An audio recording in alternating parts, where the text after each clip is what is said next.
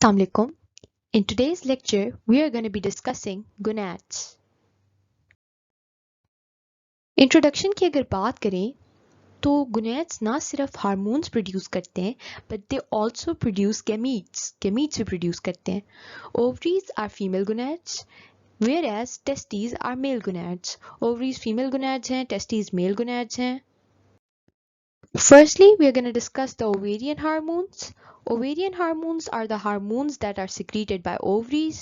These include estrogen and progesterone. पहले हम discuss करेंगे एस्ट्रोजन को.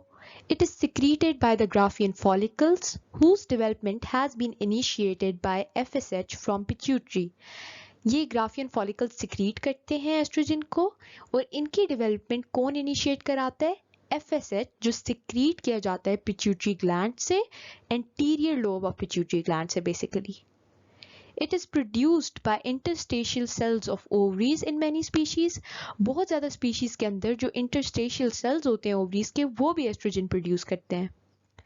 It is responsible for the development of secondary sexual characters in females. Females के अंदर secondary sexual characters की development के लिए कौन सा हार्मोन responsible है? Estrogen. अब हमने देखना है कि ओवरी से कौन कौन से हार्मोन्स रिलीज हो रहे हैं. ये देखें, ये डायग्राम के फॉर्म में देखेंगे तो आपको याद रहेगा ये ओवरी है. ओवरी से एस्ट्रोजन रिलीज हो रहा है, प्रोजेस्टेरोन रिलीज हो रहा है, टेस्टोस्टेरोन रिलीज हो रहा है, AMH रिलीज हो रहा है, inhibin A and inhibin B release हो रहा है. Now we are going to discuss the functions of estrogen.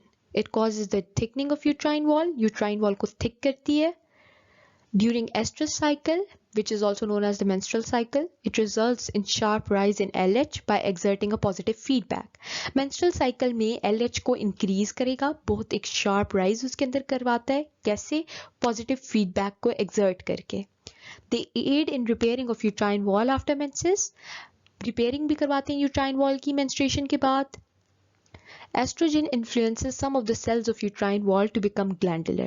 कुछ cells को influence करता है कि वो glandular बन जाएं, glands बन जाएं uterine wall के अंदर और वो secrete करना शुरू कर देते हैं proteinaceous secretions. ये proteinaceous secretions जो है ना embryo use करता है early developmental period में जब उसके पास nutrients जो हैं इतने ज़्यादा नहीं है, deficient है. अब हम देख लेते हैं एस्ट्रोजन की ओवर सिक्रीजन से क्या होगा. ओवर सिक्रीजन होगी तो डेवलपमेंट ऑफ फेब्रॉइड्स होगी यूट्रस के अंदर एंड पॉलीसिस्टिक ओवरीज. फेब्रॉइड्स फॉर्म हो जाएंगे यूट्रस के अंदर एंड मेनी सिस्ट बन जाएंगी ओवरीज के अंदर. अंडर सिक्रीजन से क्या होगा? यंग फीमेल्स में अंडर सिक्रीजन होगी तो they will be unable to mature sexually, वो सेक्सुअली मैच्योर नहीं कर पाएंगी. एंड अगर एडल्ट्स के अंदर होगी तो it leads to sterility. Sterility का मतलब ये है they will never be able to conceive. दूसरा हार्मोन जो ओवरीज प्रोड्यूस करती हैं that is progesterone. Progesterone is produced by corpus luteum in response to LH in normal menstrual cycle. Normal menstrual cycle में corpus luteum से produce होता है LH के response में. However, in pregnancy it is produced by placenta. Pregnancy में placenta produce करेगा, menstrual cycle के अंदर corpus luteum produce करेगा. It inhibits further FSH secretion from pituitary, thus preventing any more follicles from ripening. FSH secretion को inhibit करवा देता है pituitary से, इसी वजह से कोई भी follicles और mature नहीं कर पाते. It affects the uterus, causing thickening and vascularization, preparing it for pregnancy. Uterus को कैसे affect करता है? उसको thick करेगा, उसके अंदर vascularization ज़्यादा करवाएगा, इस तरीके से उसको prepare करवाता है pregnancy के लिए. अब हम देख लेते हैं कि प्रोजेस्टेरोन की अंडर सिक्रीजन से क्या होगा. अगर मेंस्ट्रुअल साइकिल में अंडर सिक्रीजन होगी तो प्रेगनेंसी का चांस डिक्रीज होगा. अगर प्रेगनेंसी में अंडर सिक्रीजन होगी तो it will lead to miscarriage. इसीलिए प्रोजेस्टेरोन को प्रेगनेंसी हार्मोन भी बोलते हैं. Next is testis.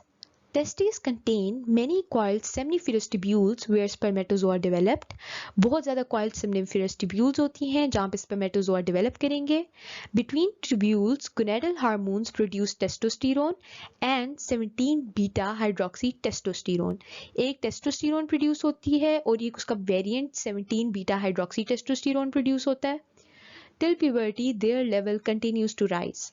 Puberty तक इनका level rise करता रहता है testosteronal hormones का, लेकिन after puberty the level of testosterone becomes constant.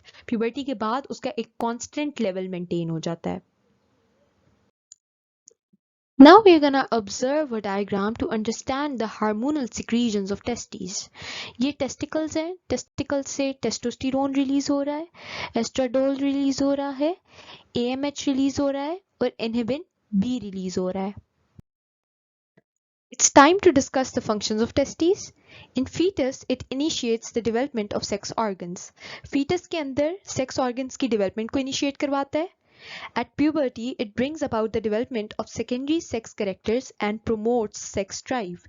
Puberty के time पे ये development of secondary sex characters करवाएगा और sex drive को promote करता है. Castrated male fails to develop secondary sexual characters and his body is more inclined to be like that of an immature female. जो castrated males होते हैं ना, the ones which are unable to mature sexually, उनके अंदर secondary sexual characters की development नहीं हुई होती basically, और उनकी body जो होती है ना वो एक immature female की तरह की होती है. It's time to discuss the practice question. The statement of the practice question is, which hormone is used in birth control pills? Option A is estrogen. Option B is testosterone. Option C is progesterone. And option D is both A and C. It's time to discuss the solution of the practice question. Correct option is C, that is progesterone. Progesterone birth control pills में use होता है because it inhibits ovulation. Ovulation को inhibit करा देगा, egg release नहीं हो सकता, इसलिए birth control pills में use होता है. I hope today's lecture was clear. Thank you very much.